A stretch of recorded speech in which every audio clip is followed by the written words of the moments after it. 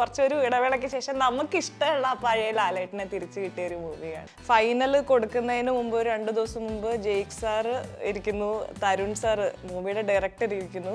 അപ്പോൾ Jake sir എന്നെ ഡയറക്റ്റായിട്ട് എന്നെ റെക്കോർഡ് ചെയ്തു. അപ്പോൾ ഇവരും ഞങ്ങൾ 3 പേരും മാത്രമായിട്ട് റൂമിൽ. അപ്പോൾ മൂവിയുടെ ഇങ്ങനെ കാടിൻ്റെ ഒരു ശബ്ദം, കാട് എൻ്റെ മകനെ ഇങ്ങനെ എന്തൊക്കെ ഇവിടെ ഇങ്ങനെ നടക്കുന്നു, ത്രൂ ഔട്ട് പാടിയിരിക്കുന്ന ബിറ്റ്സിലൊക്കെ ആ ഒരു ഇമോഷനാണ്. തമിഴിൽ ഞാൻ ഹിപ്പ് ഹോപ്പ് തമിഴായിട്ട് വർക്ക് ചെയ്തിട്ടുണ്ടായിരുന്നു ചെന്നൈയിലായിരിക്കുന്ന സമയത്ത്. പിന്നീട് ഇപ്പോൾ റീസെൻ്റ്ലി കഴിഞ്ഞ വർഷം തങ്കലാൻ എന്ന് പറഞ്ഞ മൂവിയിൽ GV പ്രകാശ് സാറിന് വേണ്ടി വർക്ക് ചെയ്യാൻ പറ്റിയിരുന്നു. എവിടെ ചെന്നാലും നമ്മളെ ഈ സോങ് പാടിയ ആളെന്നുള്ള രീതിയിൽ നമ്മളങ്ങനെ ഒരു റെക്കഗ്നൈസ് ചെയ്യാനായിട്ട് തുടങ്ങിയ, ഒരുപാട് സ്നേഹം നേടിത്തന്നൊരു സോങ്ങാണ് കിളിയെ. അങ്ങനെ ഫസ്റ്റ് സോങ് സത്യം പറഞ്ഞാൽ M ജയചന്ദ്രൻ സാറിന് വേണ്ടിയാണ്. ഫിലിം ത്രൂ ഔട്ട് കുറേ സ്ഥലത്ത് ഇങ്ങനെ ഒരു ബാക്ക്ഗ്രൗണ്ട് സ്കോറിൻ്റെ ഭാഗമായിട്ട് ഒരുപാട് ബിറ്റ്സ് ഇങ്ങനെ പാടിയിട്ടുണ്ട്. അപ്പോൾ ഇതിൻ്റെ കൂടെ തന്നെ വേറൊരു ബിറ്റും പേമാരിയും കൂടാണ് ആദ്യം പാടിയത്. തമിഴിലാണ്, അവിടെയാണ്, ചെന്നൈയിലാണ് സത്യം പറഞ്ഞാൽ ഞാൻ ആദ്യം അങ്ങനെ ചാൻസ് ചോദിച്ച് കുറച്ച് പേർക്ക് ഡെമോസൊക്കെ അയച്ചു കൊടുക്കലും അതിന് വേണ്ടി ഒരു ഹായ് ഹലോ നമസ്കാരം. കൗമുദി മൂവീസിലേക്ക് എല്ലാവർക്കും സ്വാഗതം. ഇന്ന് നമ്മുടെ കൂടെയുള്ള ഗസ്റ്റ് തുടരും മൂവിയിലെ പേമാരി എന്ന സോങ് പാടിയ സിംഗർ അനില രാജീവാണ്. ഹായ്, നമസ്കാരം. എങ്ങനെയുണ്ട് തിയേറ്ററിൽ പേമാരി സോങ് കേട്ടപ്പോൾ? ഓഹോ, നല്ല എക്സ്പീരിയൻസ് ആയിരുന്നു. ഒബ്വിയസ്ലി ഒരു ജെയ്ക്ക് സാറാണ് അതിൻ്റെ മ്യൂസിക് അറിയാമല്ലോ. അപ്പോൾ ജെയ്ക്ക് സാറിൻ്റെ ഒരു സോങ് പാടണം എന്നൊക്കെ എനിക്ക് നേരത്തെ തൊട്ട് ആഗ്രഹം ഉണ്ടായിരുന്നു. പക്ഷേ ഇത് ഏറ്റവും സ്പെഷ്യൽ ആക്കുന്നത് എന്താ പറയുക, നമ്മുടെ എല്ലാം ഫേവറേറ്റ് ആയിട്ടുള്ള ഫേവറേറ്റ് ആക്ടർ ആരാന്ന് ചോദിച്ചാൽ വേറൊരു ഉത്തരമില്ല. നമ്മുടെ സ്വന്തം ലാലേട്ടനെ ഇങ്ങനെ ഫ്രെയിമിൽ കാണിക്കുമ്പോൾ എൻ്റെ വോയിസ് വന്നത് വളരെ ഒരു സ്പെഷ്യൽ മൊമെൻ്റ് ആയിരുന്നു. തിയേറ്ററിൽ എങ്ങനെയാ കാണാൻ പോയത്? ഒറ്റയ്ക്കാണോ? അല്ല, ഞാൻ ഫാമിലിയും ഫ്രണ്ട്സും ഒക്കെ ആയിട്ടാണ് കാണാൻ പോയത്. പിന്നെ തിയേറ്ററിൽ നിന്നുള്ള റെസ്പോൺസും ഭയങ്കര എന്താ പ്രൗഡ് മൊമെന്റ് ആയിരുന്നു. ഈ പാട്ടിന് ശേഷം ആൾക്കാർ അപ്രീഷിയേറ്റ് ചെയ്തിട്ടുണ്ടാവും? തീർച്ചയായിട്ടും ഒരുപാട് പേര് വിളിച്ചിരുന്നു. എൻ്റെ മ്യൂസിക് ഇൻഡസ്ട്രിയിൽ തന്നെയുള്ള കോ സിംഗേഴ്സ് ആണെങ്കിലും മ്യൂസിക് ഡയറക്ടേഴ്സ് ആണെങ്കിലും ദീപു ചേട്ടൻ പറഞ്ഞിരുന്നു. പിന്നെ അങ്ങനെ ഒരുപാട് മ്യൂസിക് ഡയറക്ടേഴ്സ് തന്നെ എൻ്റെ അടുത്ത് ഡയറക്റ്റായിട്ട് അങ്ങനെ അപ്രീഷിയേറ്റ് ചെയ്തു. പിന്നെ ARM ഡയറക്ടർ ജിതിൻ ലാൽ, അപ്പോൾ ജിതിൻ സാറ് വിളിച്ച് അപ്രീഷിയേറ്റ് ചെയ്തിരുന്നു. അങ്ങനെ ഒരുപാട് പേരുടെ കയ്യിൽ നിന്ന് നല്ല ഫീഡ്ബാക്ക് കിട്ടി. So happy. പാട്ടിലേക്ക് വരുന്നത്, പാട്ടിലേക്ക് സത്യം പറഞ്ഞാൽ ജെയ്ക്ക് സാറിൻ്റെ ആർട്ടിസ്റ്റ് മാനേജേഴ്സ് ആയിട്ടുള്ള KD Vincent and Don Vincent അവരുടെ കയ്യിൽ നിന്നാണ് എനിക്കിങ്ങനെ കോള് വരുന്നത്. അപ്പോൾ നേരെ ജെയ്ക്ക് സാറിൻ്റെ സ്റ്റുഡിയോയിൽ ചെന്ന് അങ്ങനെ ട്രൈ ഔട്ട് ചെയ്യുമായിരുന്നു. അങ്ങനെ എങ്ങനെയായിരുന്നു റെക്കോർഡിംഗ് പ്രോസസ്സൊക്കെ? റെക്കോർഡിംഗ് പ്രോസസ്സ് തുടരുമാണ് മൂവി എന്നറിയായിരുന്നു. അപ്പോൾ നാച്ചുറലി അതിൻ്റെ ഒരു എക്സൈറ്റ്മെൻറ്റ് ഉണ്ടായിരുന്നു. സ്റ്റിൽ നമുക്ക് പാടി അത് ഫൈനൽ ആവുന്ന വരെ നമുക്കൊന്നും വി കാൺട്ട് സേ എനിത്തിങ്. അപ്പോൾ ജെയ്ക്ക് സാറിൻ്റെ സൂപ്പർവൈസർ അഖിൽ എന്ന് പറഞ്ഞ ചേട്ടനാണ് ആദ്യം എടുത്തത്. പിന്നീട് അതിൻ്റെ ടേക്ക് എടുത്തത്. അത് കഴിഞ്ഞ് പിന്നീട് ജെയ്ക്ക് സാർ വന്ന് അതിൻ്റെ കറക്ഷൻസും കാര്യങ്ങളൊക്കെ പറഞ്ഞു. അപ്പോൾ അത് പാടി അത് അതിൻ്റെ കൂടെ തന്നെ ഫിലിം ത്രൂ ഔട്ട് കുറേ സ്ഥലത്ത് ഇങ്ങനെ ഒരു ബാക്ക്ഗ്രൗണ്ട് സ്കോറിൻ്റെ ഭാഗമായിട്ട് ഒരുപാട് ബിറ്റ്സ് ഇങ്ങനെ പാടിയിട്ടുണ്ട്. അപ്പോൾ ഇതിൻ്റെ കൂടെ തന്നെ വേറൊരു ബിറ്റും പേമാരിയും കൂടാണ് ആദ്യം പാടിയത്. പാടി ജെയ്ക്ക് സാർ വന്ന് ഓക്കെ ഫൈനലൊക്കെ പറഞ്ഞു. പക്ഷെ പിന്നീട് ഇത് ജൂക്ക് ബോക്സിൽ ആ സോങ് ഇങ്ങനെ റിലീസാകുമ്പോഴാണ് ഓക്കെ ഞാൻ റിയലൈസ് ചെയ്ത്. എൻ്റെ ഒരു ഫ്രണ്ട് വിളിച്ചിട്ട് പറഞ്ഞിട്ടാണ് ഞാൻ അറിയുന്നത്. അതുവരെ എനിക്കിത് ഫൈനലായി എന്ന് തന്നെ എനിക്കൊരു കൺഫർമേഷൻ ഇല്ലായിരുന്നു. അത് കേട്ടപ്പോൾ വലിയ സന്തോഷമായി. ഈ പാട്ട് പാടുന്നതിന് മുമ്പ് ജെയ്ക്സ് എന്തെങ്കിലും നിർദ്ദേശം, ഈ കഥയുടെ തീം അങ്ങനെ എന്തെങ്കിലുമൊക്കെ പറഞ്ഞു, എന്താണ് ഇതിന്റെ ഇമോഷൻ എന്നുള്ളത്? ആ ഒരു സംഭവമൊക്കെ പറഞ്ഞ് നല്ല പവർഫുൾ ആയിരിക്കണം. ആ ഒരു ഫോക്ക് ജോണർ നല്ല ഓപ്പണായിട്ട് ഒരു ഫുൾ ത്രോട്ടഡ് സിംഗിങ് ആണെന്നുള്ള കാര്യങ്ങളും അങ്ങനെ അതിന് വേണ്ട എക്സ്പ്രഷൻസും കാര്യങ്ങളൊക്കെ ആ ജോണറിൻ്റെ ഇതിൽ എങ്ങനെ വേണമെന്നൊക്കെ പറഞ്ഞിരുന്നു. എക്സാക്ട് ഫുൾ മൂവിയുടെ കഥ അറിയില്ലെങ്കിലും ഞാൻ ഈ സ്കോർ ത്രൂ ഔട്ട് പാടുമ്പോൾ ഏതാണ്ട് മൂവിയുടെ കുറച്ച് ശകലങ്ങളൊക്കെ ഇങ്ങനെ കണ്ടിട്ടുണ്ടായിരുന്നു. അപ്പോൾ അടിപൊളിയാവുന്ന ഉറപ്പായിരുന്നു. ഇപ്പൊ ഇതിനകത്ത് ഇവർ പറഞ്ഞിട്ടുണ്ടല്ലോ, ക്രൈ ഓഫ് മദർ നാച്ചർ ആണ് ഈ സോങ് എന്നുള്ളത്. അതേ ഇമോഷൻസ് തന്നെയാണോ ജെയ്ക്സ് പറഞ്ഞത്? അതെ അതെ, തീർച്ചയായിട്ടും. സാർ ഇങ്ങനെ ഒരു ഔട്ട്ലൈൻ പറഞ്ഞതെന്ന് പറഞ്ഞാൽ ആ ഒരു കാടിൻ്റെ ഒരു ശബ്ദം, കാട് എൻ്റെ മകനെ ഇങ്ങനെ എന്തൊക്കെ ഇവിടെ ഇങ്ങനെ നടക്കുന്നു, ത്രൂ ഔട്ട് പാടിയിരിക്കുന്ന ബിറ്റ്സിലൊക്കെ ആ ഒരു ഇമോഷനാണ്. അപ്പോൾ ഒരു എനിക്ക് എന്താ പറയുക ഭയങ്കര സന്തോഷമായി. കാരണം ആ ഒരു ഫിലിമിലെ ഒരു മെറ്റഫർ വോയിസ് എന്നുള്ള രീതിയിൽ തന്നെ ത്രൂ ഔട്ട് ഇങ്ങനെ കുറച്ച് ബിറ്റ്സ് പാടാൻ പറ്റിയതും. എസ്പെഷ്യലി പേമാരിയും ഒരു വേറൊരു ബിറ്റുമാണ് ആദ്യം പാടിയത്. അപ്പോൾ അത് കഴിഞ്ഞിട്ട് ഈ മൂവിയുടെ ഫൈനൽ കൊടുക്കുന്നതിന് മുമ്പ് 2 ദിവസം മുമ്പ് ജെയ്ക്ക് സാറ് ഇരിക്കുന്നു, തരുൺ സാറ് മൂവിയുടെ ഡയറക്ടർ ഇരിക്കുന്നു. അപ്പോൾ ജെയ്ക്ക് സാർ എന്നെ ഡയറക്റ്റായിട്ട് എന്നെ റെക്കോർഡ് ചെയ്തു. അപ്പോൾ ഇവരും ഞങ്ങൾ 3 പേരും മാത്രമായിട്ട് റൂമിൽ. അപ്പോൾ മൂവിയുടെ ഇങ്ങനെ ക്രൂഷ്യൽ ഭാഗങ്ങളൊക്കെ ഇങ്ങനെ ഓടിച്ച് കണ്ട് അവിടെ ഇനി നമുക്ക് അവരതിനു വേണ്ടി എടുത്തിട്ടുള്ള ഡെഡിക്കേഷൻ എന്ന് പറയുന്നത് ശരിക്കും എങ്ങനെയൊക്കെ ആ ഒരു സീനിനെ ഇനി എൻഹാൻസ് ചെയ്യാം. അപ്പോൾ ലിറിക്സ് വരുന്നു, അവിടെ ഇങ്ങനെ ഒരു ബിറ്റ് ചേർക്കുന്നു. അപ്പോൾ അങ്ങനെ പല മൂവിയുടെ പല ക്രൂഷ്യൽ സ്ഥലങ്ങളിലും ഇവർ രണ്ടുപേരും കൂടി ഡിസ്കസ് ചെയ്ത് ലാസ്റ്റ് മൊമെന്റിൽ വരെ ഇങ്ങനെ എന്നെ കൊണ്ട് പാടിച്ചിട്ടുണ്ട് ആ ഒരു ആഡ് ഓൺ ചെയ്യിക്കാൻ വേണ്ടി. അപ്പോൾ അതൊക്കെ എന്താ പറയുക, ജീവിതത്തിൽ തന്നെ മറക്കാൻ പറ്റാത്ത ഇത്രയും ഒരു ഇമ്പോർട്ടൻ്റ് ആയിട്ടുള്ള മൂവിയുടെ പാർട്ടായിട്ട് ഇവരുടെ രണ്ടുപേരുടെയും കൂടെ വർക്ക് ചെയ്യാൻ പറ്റുക എന്ന് പറയുന്നത് വളരെ നല്ലൊരു എക്സ്പീരിയൻസ് ആയിരുന്നു. പേമാരി സോങ് എന്താ പറയുക, കുറച്ചുകൂടി ഹാർഡ് വോയിസിൽ പാടിയിട്ടുള്ള സോങ് ആണല്ലോ. അപ്പൊ ഇത് ഒരു ട്രൈബൽ കൾച്ചറിന്റെ ഒരു സാധനം കൂടെ ഇതിനകത്തുണ്ടല്ലോ. തീർച്ചയായിട്ടും ഒരു കാടിന്റെ ഒരു വോയിസ് തന്നെയാണ് സാർ അതിനെ ഒരു വിശേഷിപ്പിച്ചിരുന്നത്. അപ്പൊ അതിന്റെ ലിറിക്സിൽ കൂടെ പോകുമ്പോ അനിലേക്ക് ഉണ്ടായ ഇമോഷൻസ് അങ്ങനെ എന്തെങ്കിലും ഉണ്ടാവും? തീർച്ചയായിട്ടും ഒരു പെയിനും ആ ഒരു ആങ്കറും അങ്ങനത്തെ കാര്യങ്ങളെല്ലാം വെച്ചിട്ടാണത് ആ ഒരു സോങ് വരുന്നത്. അപ്പോൾ ആ ഒരു എന്താ പറയുക, ആ ഒരു അഗ്രഷനോടുകൂടിയും എന്നാ എന്താ പറയാ, അത്ര സങ്കടമല്ല എന്നാ ദേഷ്യല്ല, ആ ഒരു ഇതിലാണ് അത് പാടിയിരിക്കുന്നത്. ജെയ്ക്ക് സാർ അത് കറക്റ്റായിട്ട് എക്സ്ട്രാക്ട് ചെയ്ത് എടുക്കുകയും ചെയ്തു. മൂവി കണ്ടിട്ട് എന്ത് തോന്നി? മൂവി കണ്ടിട്ട് എന്താ പറയാ, അതൊരു ഗൂസ്പംസ് മൊമെന്റ് ആയിരുന്നു. നമുക്ക് എല്ലാവർക്കും എന്താ പറയാ, പ്രിയപ്പെട്ട ലാലേട്ടനെ നമ്മൾ ഒരുപാട് കാലം കൂടിയിട്ട് നമുക്ക് ഇഷ്ടമുള്ള രീതിയിൽ ലാലേട്ടൻ, ഒബ്വിയസ്ലി അദ്ദേഹം ചെയ്തിരിക്കുന്ന ലെജൻഡറി ആയിട്ടുള്ള ഒരുപാട് മൂവീസ് ഉണ്ടെന്നെങ്കിലും കുറച്ചൊരു ഇടവേളയ്ക്ക് ശേഷം നമുക്ക് ഇഷ്ടമുള്ള പഴയ ലാലേട്ടനെ തിരിച്ചു കിട്ടിയ ഒരു മൂവിയാണ്. അതെ അതെ, ഭയങ്കര നമ്മുടെ കൂടെ നിൽക്കുന്ന ലാലേട്ടനെ പോലെ ഫീൽ ചെയ്തല്ലേ. പാട്ട് പാടിയതിന് ശേഷം തരുൺ മൂർത്തി എന്താ പറഞ്ഞത്? എല്ലാവർക്കും ഭയങ്കര ഇഷ്ടമായി. ഇത് ഈ പാട്ടിന് സിനിമ ഇറങ്ങുന്നതിന് മുന്നേ തന്നെ ഇത് ജൂക്ക് ബോക്സിൽ വന്നപ്പോൾ തന്നെ എന്താ നല്ല അപ്രീസിയേഷൻ ഉണ്ടെന്നൊക്കെ തരുൺ സാറും ജെയ്ക്ക് സാറും കണ്ടപ്പോൾ പറഞ്ഞിരുന്നു. പ്രൗഡ്. പടത്തിന് ശേഷമാണോ, അതായത് ഷൂട്ടിന് ശേഷമാണോ ഇത് റെക്കോർഡ് ചെയ്തത്? അതെ അതെ തീർച്ചയായിട്ടും. അപ്പൊ ഈ BTS കാണിച്ചു തന്നായിരുന്നോ? ഈ സീനിന്റെ എക്സാക്ട് കണ്ടില്ല, പക്ഷെ ഞാൻ സ്കോറിൽ ത്രൂ ഔട്ട് പാടുമ്പോ ചില BTS ഒക്കെ ചില സീൻസിന്റെ ഒക്കെ കണ്ടിരുന്നു അങ്ങനെ. പക്ഷെ ഇങ്ങനെ ലാലേട്ടന്റെ കറക്റ്റ് ആ ഫ്രെയിമിൽ വരും അങ്ങനെ എക്സാക്ട്ലി എനിക്ക് പേമാരി പാടുമ്പോ അറിയില്ലായിരുന്നു. ഇത് ഭയങ്കര ഹാർഡ് വോയിസ് അല്ലേ പാടുന്നത്? പക്ഷെ നേരത്തെ പാടിയത് കഴിഞ്ഞ വർഷം ഒരു ഹിറ്റ് അടിച്ചല്ലേ, കിളിയെ. അതാണ് ഭയങ്കര എന്താ സ്വീറ്റ് വോയിസ് ആണ്. ഈ ഒരു വോയിസ് ചേഞ്ചിൽ എങ്ങനെയാ പ്രിപ്പറേഷൻ ഉണ്ടായിരുന്നോ? അങ്ങനെ ചേഞ്ച് എന്ന് പറയാൻ ഞാൻ 2 രീതിയിലും അങ്ങനെ എക്സ്പെരിമെന്റ് ചെയ്ത് പാടാറുള്ളതായിരുന്നു. അപ്പോൾ ഞാൻ അതൊരു മറ്റേതൊരു അങ്ങനത്തെ ഒരു ടെക്സ്ചർ ഡിമാൻഡ് ചെയ്യുന്ന സോങ് ആണ് കിളിയെ. അപ്പോൾ ഇത് ഇങ്ങനത്തെ ഒരു ടെക്സ്ചർ ഡിമാൻഡ് ചെയ്യുന്ന, അപ്പോൾ രണ്ടും എനിക്ക് ഇഷ്ടമാണ്. അങ്ങനത്തെ ജോണർ, പല ജോണർ വെസ്റ്റൈലായിട്ട് അങ്ങനെ ട്രൈ ചെയ്യാൻ ഇഷ്ടമാണ്. സോ അതൊരു ഈസി സ്വിച്ച് ആയിരുന്നു. വോയിസിന് വേണ്ടിയിട്ട് എന്തെങ്കിലും എക്സസൈസ് ചെയ്യാറുണ്ടോ? അപ്പോൾ തീർച്ചയായിട്ടും വാമപ്പ് എക്സസൈസ് അങ്ങനത്തെ കാര്യങ്ങൾ ചെയ്യാറുണ്ട്. നമ്മൾ പ്രാക്ടീസ് റൂട്ടീൻസ് അതൊക്കെ ഫോളോ ചെയ്യുന്നുണ്ട്. പിന്നെ നമ്മുടെ ഗുരുക്കന്മാരുടെയൊക്കെ ഇത്ര നാളത്തെ അഡ്വൈസ് അതെല്ലാം ഫോളോ ചെയ്യാറുണ്ട്. അങ്ങനെ. ഏത് പാട്ട് സ്റ്റൈലാണ് ഇഷ്ടം?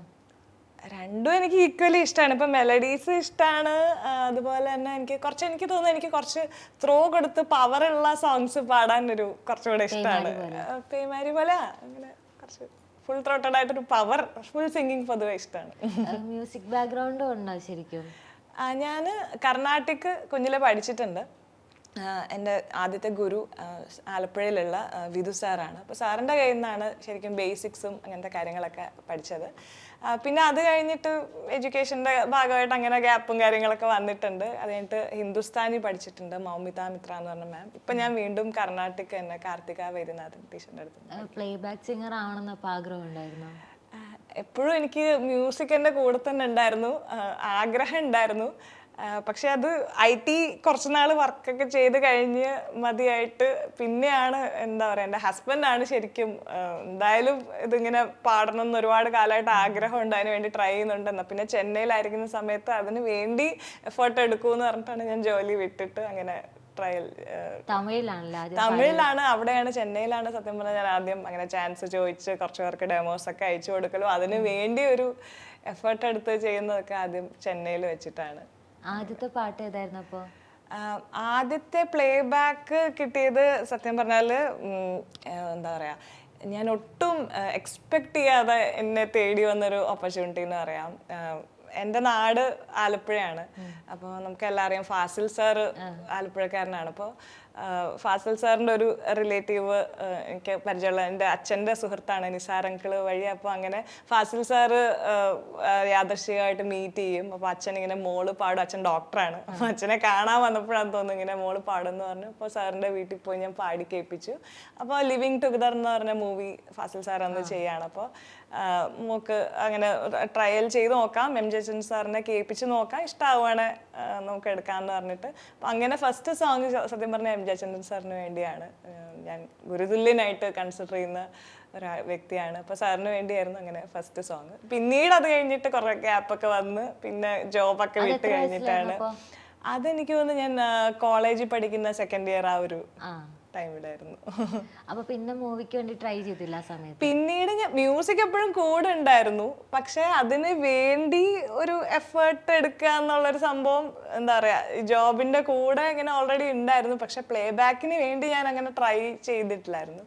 പിന്നീട് ജോബൊക്കെ വിട്ടിട്ട് അതിന് വേണ്ടി അവസരങ്ങളൊക്കെ തേടി നടന്ന് അങ്ങനെ ശ്രമിച്ചിട്ടാണ് രണ്ടാമത് റീസ്റ്റാർട്ട് ചെയ്തത് ചെന്നൈയിൽ വെച്ചിട്ട്. റീസ്റ്റാർട്ട് ചെയ്യുമ്പോൾ എന്തെങ്കിലും ചലഞ്ചസ് ഉണ്ടായിരുന്നു അപ്പോൾ? പിന്നെ തീർച്ചയായിട്ടും, എസ്പെഷ്യലി അത് ചെന്നൈയിലായതുകൊണ്ട് തന്നെ നമുക്കങ്ങനെ ഗോഡ് ഫാദേഴ്സോ അങ്ങനെയൊന്നും ആരും ഉണ്ടായിട്ടില്ല. അപ്പം നമ്മൾ ഭാഷ അറിയില്ല, സ്ഥലം അറിയില്ല, അങ്ങനെ ഓരോ സ്ഥലത്ത് ചെന്ന് ആൾക്കാരെയൊക്കെ മീറ്റ് ചെയ്ത് അങ്ങനെ അയച്ചു കൊടുത്ത് അത്യാവശ്യം നല്ലൊരു സ്ട്രഗിൾ ആയിരുന്നു അത്. ആദ്യം തമിഴിൽ പാടിയ പാട്ട് ഏതപ്പോ? ആദ്യം തമിഴിൽ പാടിയത് വിജയ് സേതുപതി സാറിന്റെ പ്രൊഡക്ഷൻ ആയിട്ടുള്ള ഒരു മൂവിയിലാണ്, ചെന്നൈ പഴനി മാസ് എന്ന് പറഞ്ഞിട്ട്. നിരഞ്ജൻ എന്ന് പറഞ്ഞ മ്യൂസിക് കമ്പോസറാണ് അതിൻ്റെ. അപ്പോൾ അതായിരുന്നു തമിഴിൽ പാടിയത്. പിന്നെ ദീപു ചേട്ടനെ ഞാൻ ഈ പറഞ്ഞ പോലെ സിംഗർ കപിലനെ ഞാൻ ചെന്നൈയിൽ വെച്ച് പരിചയപ്പെട്ട ഒരു ഫ്രണ്ടാണ്. അപ്പോൾ കപിൽ ത്രൂ ആണ്, കപിൽ ദീപു ചേട്ടന് വേണ്ടി വർക്ക് ചെയ്യുന്നുണ്ടായിരുന്നു. അപ്പോൾ അങ്ങനെയാണ് ദീപു ചേട്ടന് വേണ്ടി ഞാൻ തമിഴിൽ തന്നെ നദി എന്ന് പറഞ്ഞ മൂവിയിൽ ഒരു സോങ് പാടിയിട്ടുണ്ടായിരുന്നു, പോകാതെ എന്ന് പറഞ്ഞ എൻ്റെ ഫേവറേറ്റ് ആയിട്ടുള്ളൊരു സോങ് ആണത്. ഈ തമിഴ് പാട്ട് പാടുമ്പോൾ എന്തെങ്കിലും ലാംഗ്വേജ് ബാരിയേഴ്സ് ഉണ്ടാകാറുണ്ടോ? ഇനിഷ്യലി ചെന്നൈയിൽ ഞാൻ പോയ സമയത്തൊക്കെ തമിഴ് പാടുമ്പോൾ സത്യം പറഞ്ഞാൽ നമുക്കൊരു മലയാളി ആ ഒരു ചൊവ അടിക്കുന്നുണ്ട്. നമ്മൾ പലതും ഓവർ സ്ഫുടമായിട്ട് നമ്മൾ മലയാളികൾ പൊതുവെ പറയുമല്ലോ. അപ്പോൾ ചിലതൊക്കെ അവരുടെ ആ ഒരു ആക്സെന്റ് അങ്ങനത്തെ കാര്യങ്ങളൊക്കെ അത് അവിടുത്തെ റെക്കോർഡിങ്സിൽ നിന്നൊക്കെ ഒരുപാട് അങ്ങനെ പഠിച്ചിട്ടുണ്ട്. എങ്ങനെ പറയണം, പ്രൊനൗൺസിയേഷൻ പറയണം, ചില ചെറിയ നമ്മൾ തമിഴ് പാടുന്നതാണ് എന്നാൽ പോലും അവിടുത്തെ ഒരു ഇതിനു വേണ്ടി അങ്ങനെ കറക്ഷൻസ് ഒക്കെ ചെയ്തിട്ടുണ്ട്. അപ്പം അതെന്നെ ഒരുപാട് അവിടുത്തെ എക്സ്പീരിയൻസ് ഹെൽപ്പ് ചെയ്തിട്ടുണ്ട്. പിന്നെ ദിബുവിന്റെ പാട്ട് വന്നതാണല്ലേ ARM-ല്. അതെ, അതിലാണെങ്കിലും റീലിൽ കൂടുതലും വൈറലായത് ഈ പോർഷൻ ആണല്ലേ, മായം കാട്ടി മയക്കിടലേ എന്ന് പറഞ്ഞ ഒരു പോർഷൻ.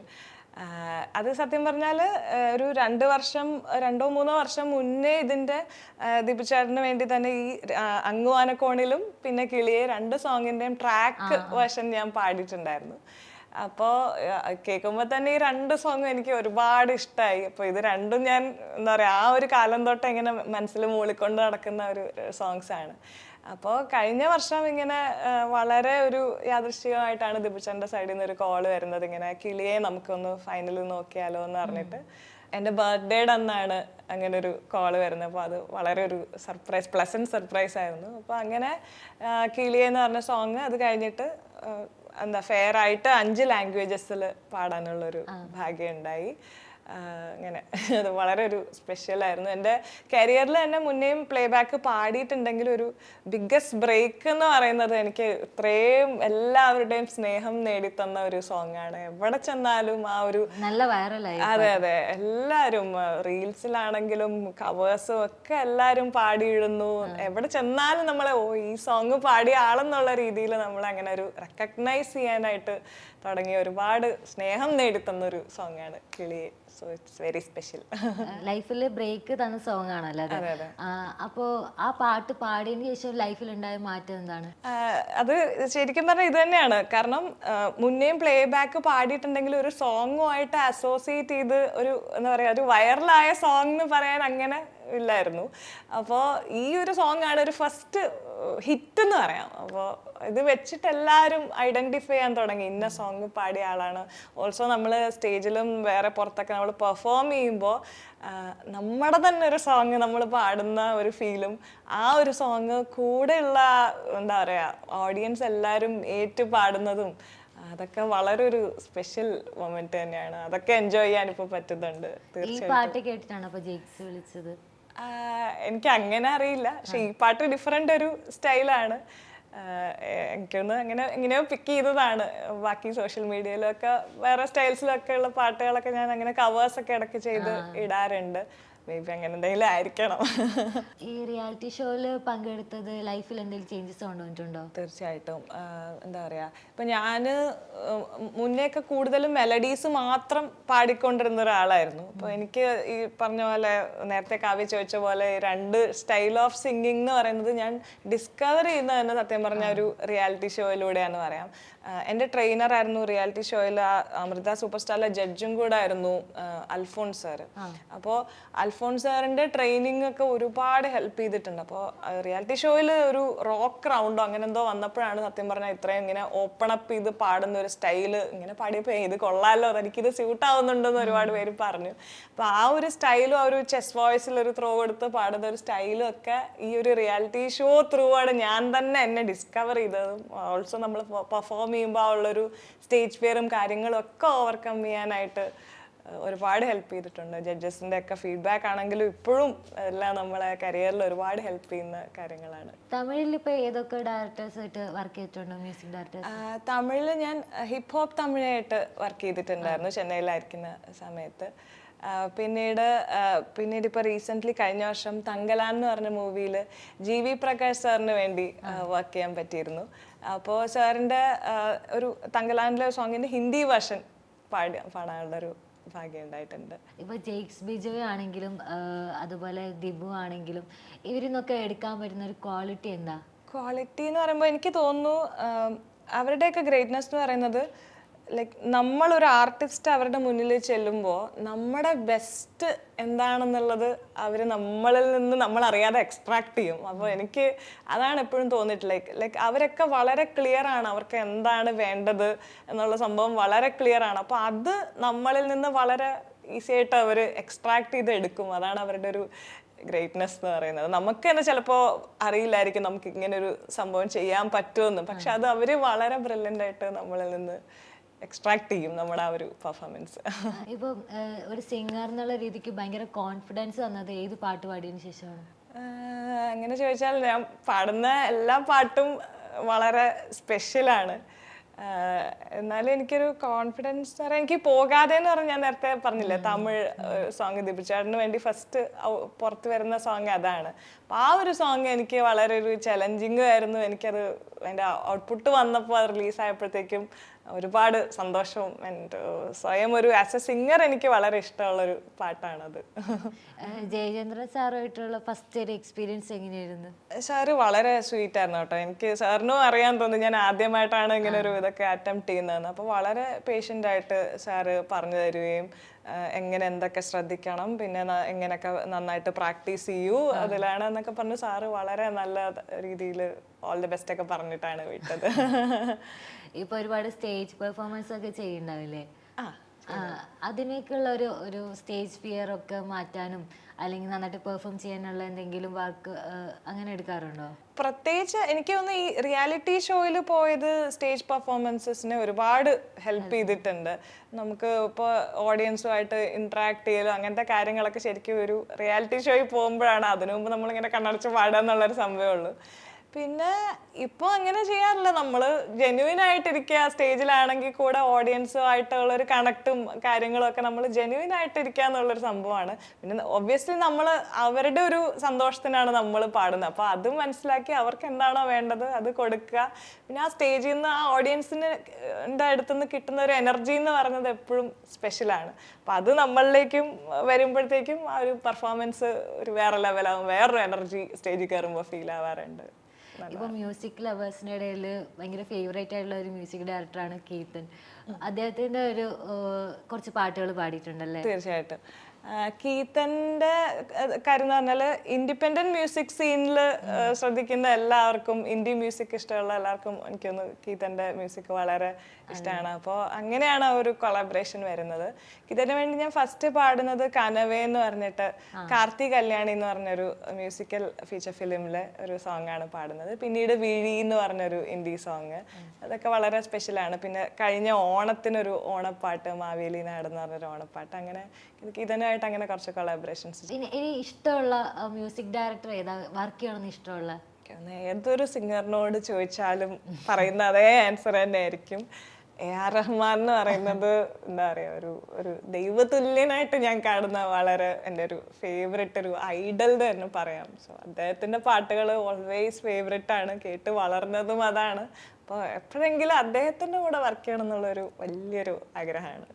മ്യൂസിക്കിൽ സിംഗിങ് അല്ലാതെ വേറെ എന്തെങ്കിലും റൈറ്റ് ചെയ്യോ അങ്ങനെ എന്തെങ്കിലും? അങ്ങനെയില്ല. ഞാൻ ആക്ച്വലി എൻ്റെ ഒരു ഒറിജിനൽ കമ്പോസ് ചെയ്തിരുന്നു 2018 ഒരു ഓണപ്പാട്ട് ഞാൻ സ്വന്തമായിട്ട് കമ്പോസ് ചെയ്ത് പാടി ഇറക്കിയിരുന്നു. അപ്പം അത് മാത്രം ഞാൻ എഴുതിയിട്ടുണ്ട്. പിന്നെ അങ്ങനെ അധികം എഴുത്തിൽ അങ്ങനെ അറ്റംപ്റ്റ് ചെയ്തിട്ടില്ല. മ്യൂസിക്കിലേക്ക് വരാനുള്ള ഒരു ഇൻസ്പിറേഷൻ ഉണ്ടോ അങ്ങനെ? എൻ്റെ വീട്ടിൽ ശരിക്കും അമ്മ നന്നായിട്ട് പാടും. പക്ഷേ എന്താ പറയുക, ആ കാലത്തൊന്നും മേ ബി അത്ര വലിയൊരു പാട്ട് പഠിപ്പിക്കാനോ അങ്ങനെ ഒരു സപ്പോർട്ടോ ഒന്നും ഇല്ലാതിരുന്നോണ്ടാവാം അമ്മ അത് ഒട്ടും സീരിയസ് ആയിട്ട് എടുത്തിരുന്നില്ല. അപ്പോൾ ഞാൻ കുഞ്ഞിലെ എനിക്കൊന്ന് പാട്ട് പാടും എന്നൊക്കെ കണ്ടുപിടിച്ചതും ഒക്കെ എൻ്റെ അമ്മയാണ്. അപ്പോൾ എന്തെങ്കിലുമൊക്കെ മൂളിത്തരാൻ എൻ്റെ ആദ്യം ആ ഒരു കാലത്തിലൊക്കെ അമ്മയാണ് പാട്ട് എന്നെ പഠിപ്പിച്ചിരുന്നത്. ലൈറ്റ് മ്യൂസിക്കിനൊക്കെ കോമ്പറ്റീഷൻസിനൊക്കെ കൊണ്ടുവരുന്നു അമ്മയും അമ്മയുടെ അച്ഛൻ, എൻ്റെ അപ്പൂപ്പൻ ഒക്കെ വളരെ സപ്പോർട്ടായിരുന്നു. അപ്പോൾ എൻ്റെ അങ്ങനെ ഫസ്റ്റ് ഒരു ഇൻസ്പിറേഷൻ എന്ന് പറയുന്നത് അമ്മ എന്ന് തന്നെ പറയാം. ഇപ്പം സ്കൂൾ കാലഘട്ടത്തിലൊക്കെ മ്യൂസിക് കോമ്പറ്റീഷനൊക്കെ പോകായിരുന്നു? പോയിട്ടുണ്ട്. യൂത്ത് ഫെസ്റ്റിവൽസിന് അങ്ങനെയൊക്കെ പോയിട്ടുണ്ട്. എൻ്റെ സ്കൂളിൽ നിന്നും ടീച്ചേഴ്സൊക്കെ ആണെങ്കിലും വളരെ നല്ല സപ്പോർട്ടായിരുന്നു.